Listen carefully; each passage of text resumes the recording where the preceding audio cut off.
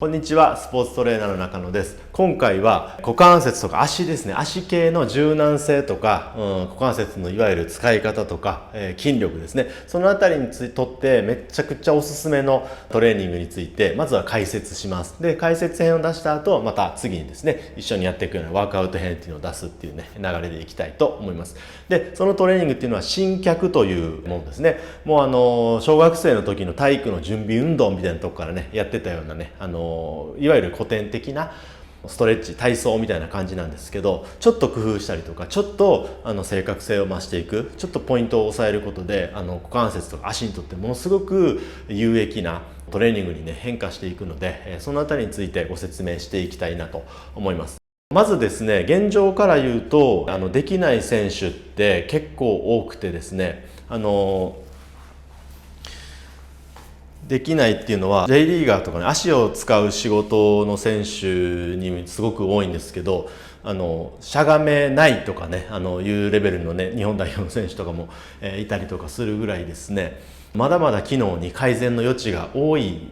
部分を残しているんですね。で、そういう時にですね、非常に重要にしているチェックポイントがありましてですね、まずそれからいきますね。一つはこれですね、こう足ピタッとつけていただいて、でこういう状態からですね、かかとを浮かさずにこうやってしゃがむってやつね。はい。で立ち座りがこれで普通にできる。あんまり手をこうやってバランスとってこれでなんとか耐えますっていうのはまだ十分にはできてないです。普通に手を楽にした時にこうやってできる。で立ち座りできるってことですね。でこれができない人はですね、特に要注意ですし、膝とか股関節とか腰の問題を起こしやすいっていう意味で要注意ですし、裏を返すとすごく伸びしろがある、まだまだ上げていけますよってことですね。で今回これできない選手はですね、特にこの動画での解説よく見ていただいて、伸脚っていうねものがしっかりできていくことで、まだまだねパフォーマンス良くなっていくと思いますので、ね、しっかり最後まで見てみてください。伸脚っていう動きはですね、いわゆるこうやってね、こうやってかかとがついていること、それからもも裏がしっかり伸びていることでバランスを取れていて、自由自在に入れ替えることができるっていうのが簡単な指標なんですけれども、ポイントはですね、ただこっちの伸ばしらし、ここが柔軟であればできるっていうことではなくて、ポイントはむしろ軸足側ができない時ってやっぱりかかとが浮いてしまったりとか、かかとつけようとしたらこうやって後ろにこけちゃいますみたいなね状態が方が多いんですけど、なのでこれかかとつかない選手は、足首が硬くてできないですっていう選手が多いんですけど、これねかかとじゃなくって犯人は股関節とか腰です。主にね膝怪我しててどうこうっていう選手はまた別ですよ、別なんですけど、足首がぐっと硬さが出てしまうほど股関節が動いてない、背骨が動いてないっていうのが犯人ですね。伸脚でかかとが、浮いてしまう人は股関節とか背骨がうまく曲がっていないので、足首がぐーっと力をねかかってしまって下ろすことができないっていうのが基本的なね要因になりますので、かかとつけない選手は足首のストレッチしてもこれなかなかつくようにならないです。それよりも股関節がしっかり曲がることであるとか、背骨がですねできること、それからこういう姿勢ですのでバランスですね、そういう深く曲げた状態でのバランスっていう、そういう意味で、非常になかなかねしっかりやろうとすると高度な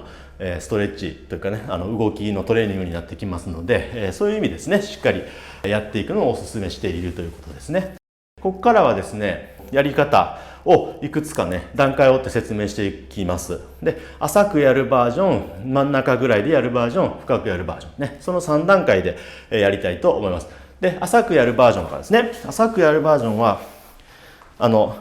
いわゆる深い伸脚ではなくて、肩幅よりちょっと広くするぐらいで、つま先をこっちに外に向けます。で、この片方だけですね向けて、でこの状態でですね、この鼠径部ビキニラインですね、軸足側のビキニライン、ここをちょっと触っていただいて、これ触るのどこでもいいです。この辺ちょっとへこんでるこの辺がいいと思うんですけど、こんな感じでそこをまずしっかり曲げます。はい、こんな感じで横から見ると横から見るとお尻が真後ろに動いてきます。普通の伸脚みたいにこう下がってこないですね。お尻が真後ろに動いた結果、ここが曲がっていく。ここはそんなに曲がらないです、まだ。ここがまずしっかり曲がっていくっていうね、股関節のコントロールが、まず第一段階ですね。なので、しっかりとちょっと触りながら曲げていく。で曲がりきったらそこから膝ちょっとだけ曲げてください。で、軸足をしっかりセットしてからここを伸ばします。で、このつま先はここに力を入れてグッと上げるんではなくて、地面に引っ掛けて全体をこっちに動かしていくことで、つま先が自然に上がってくる。なのでそんなに力んでないです。グッと上げてないです。引っ掛けたままこっちにぐーっと全体引っ張ることで、もも裏、それから足首は自然に上がってくる。こんな状態を心がけてみてください。で、ここでしっかりもも裏。で、なんやったらこっちもね、ちょっと伸びてる。こんな状態で、グッグッグッグッと。なので、この辺は股関節のコントロールですね。こっちもしっかりと曲がりますんでね。こっち曲げてると、こっちもしっかり曲がりますので、この辺のこの角度を維持して、ここでグッグッグッグッと動きます。はい。反対ももう一度手順ですね。つま先正面から片方だけ外に。で、こっちは正面向けてください。で、軸足をまずセットします。この状態でしっかり曲げて、お尻が下がらずに真後ろ。その状態からこっちをぐーっと全体に動かしていきます。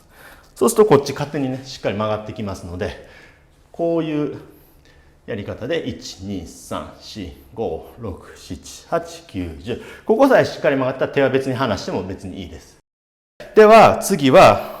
同じこの第一段階の浅くやるバージョンの中での、さらに応用編ですね。普通につま先を真横に向けていると、真後ろが伸びます。真後ろが伸びます。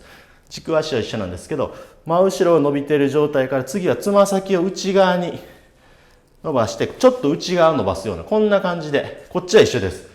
で、こう内側にねじると、こっちはすごく伸びてくるんですけど、こっち側がね、軸足がさらにぐーっとお尻入って、こっちの裏側が伸びてきますので、そっちの効果も狙ってます。で、この状態で、1、2、3、4、5、6、7、8、9、10。はい。で、戻して、で、逆ですね。こっちを作るのは一緒。で、この状態からこう入ります。で、ここで、1、2、3、4、5、6、7、8、9、10。はい。これが第一段階です。そんなにね、ここが柔らかくなくても、足裏とか背骨系、股関節、そんな柔らかくなくてもやっていただけるような、むしろ股関節とかこの辺のコントロールがメインに置かれたような、トレーニングになります。トレーニングの方法になります。で、第2段階はもう少し柔軟性を要求します。足幅をもう少し広げます。はい。マックスまでじゃなくて、真ん中ぐらい。先ほどよりも、広いけれども、マックスほど頑張らないでいいです。はい。で、やることは一緒です。基本的には軸足を作ります。ただ、先ほどよりかなり落とします。はい。で、つま先こうです。ここは一緒ですね。はい。こういう状態です。で、手は少しバランスとして前にやるのは別に構いません。で、この状態でグッグッグッグッと。はい。横から見ると、先ほどこれぐらいで止まりましたけど、さっきよりもっと深くして、上半身も前に折れてきます。で、膝は結果として、膝をぐっと動かすんじゃなくて、お尻が後ろにいて上半身が前に倒れていくことで、結果として90度近くまで曲がります。ただ、ポイントはこのすねの骨が倒れないことですね。すねの骨を倒さずに、この状態で、こっちのね、伸ばしてる側をストレッチします。その時こっち側のお尻すごく、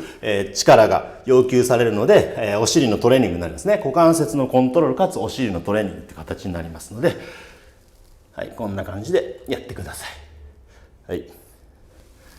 すね。これが2段階目。で、2段階目はさらに同じですね。つま先をこの状態まで入ったら、つま先をこの状態で。はい。で、ここでグッグッグッグッとやってください。はい、2、3、4、5、6、7、8、9、10。で、戻して、これぐらいの位置で入れて、1、2、3、4、5、6、7、8、9、10。はい。で、戻しますと。はい。これぐらいが、2段階目です。で、3段階目は、より柔軟性を要求される、いわゆる普通の伸脚に近いやり方ですね。もうマックスまでマックスまで伸ばしていきますけれども、お尻も落とすんですけど、順を追ってね、さっきの2段階目を通過してほしいんです。一回ここまで行って、すねが倒れないようにここまで行ってから降りてください。膝が外、肩が内です。こういう状態でね。はい。で、かかとが浮いてないのがゴールです。こんな感じで1、2、3、4、5、6、7、8、9、10。で、入れ替える時もできれば、さっきの2段階目まで上がりきらずに、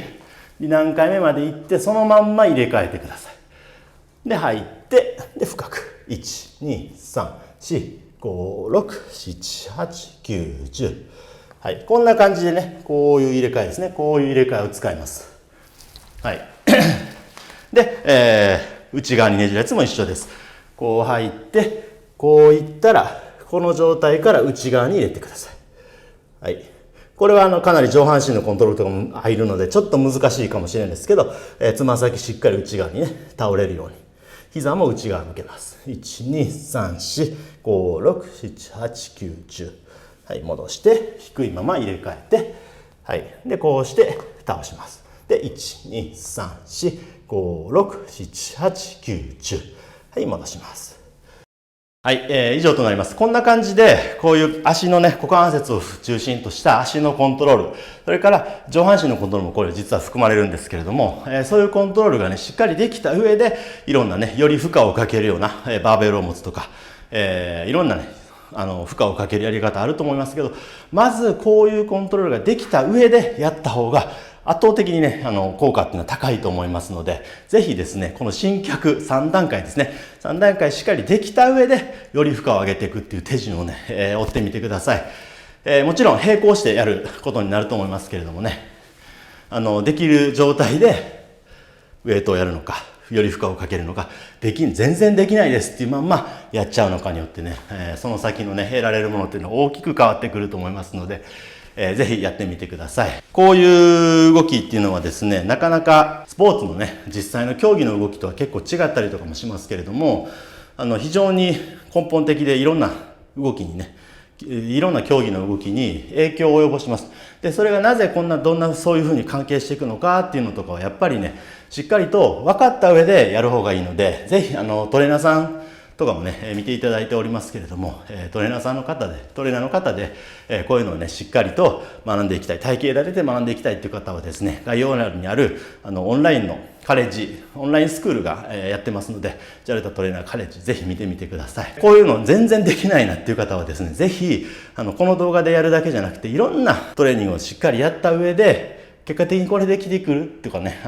できていくみたいな形が実は理想なので、そのあたりをですね、辿っていただくために、JALTA のトレーニング、オンラインのトレーニングプログラムとか、個別指導ですね、あなたがなぜできないのかっていうところを、もしかしたら首が問題でできない可能性だって、肩甲骨の動きが原因でできない可能性って多々あります、こういうのはね。股関節とかだけじゃなくて、その辺をちゃんとオーダーメイドで見てくれるシステムが JALTA っていうね、僕が代表を務める JALTA にありますので、そちらもですね、ぜひご検討してみてください。詳しくは JALTA のホームページに見ていただけると分かると思いますので、概要欄に貼っておきます。